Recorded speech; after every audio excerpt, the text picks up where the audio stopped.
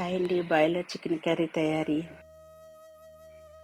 Salt, turmeric powder, red chilli, పెరుగు వేసుకుని ఒకసారి అంతా కలుపుకుని పక్కన పెట్టుకోవాలి. స్టవ్ మీద ఆయిల్ బాండి పెట్టుకుని కట్ చేసిన ఉల్లిపాయ పచ్చిమిరపకాయ వేసుకుని వేపుకోవాలి. ఈ మధ్యలో మసాలా రెడీ చేసుకుందాము. తయారు చేసుకున్న మసాలాని 10 నిమిషాలు వేగిన ఉల్లిపాయలు యాడ్ చేసుకుని అంతా ఒకసారి కలుపుకోవాలి.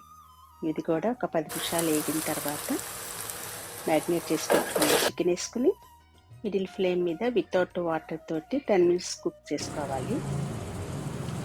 10 మినిట్స్ తర్వాత మిక్సీ జార్లో వాటర్ యాడ్ చేసుకుని ఒకసారి అంతా కలుపుకున్నాక మళ్ళీ 15 నిమిషాల దాకా కుక్ చేసుకోవాలి. 15 నిమిషాలు అయింది. గరం మసాలా కొద్దిగా యాడ్ చేసి దానిపైన కొత్తిమీర, పుదీనా వేసుకోవాలి. పుదీనాలో దగ్గు, జలుబు, అజీర్తి, జీర్ణ సమస్య రాకుండా ఉంటాయండి. కొత్తిమీర ఏమో అసిడిటీ, డయాబెటీస్ రాకుండా కంట్రోల్ చేస్తుంది.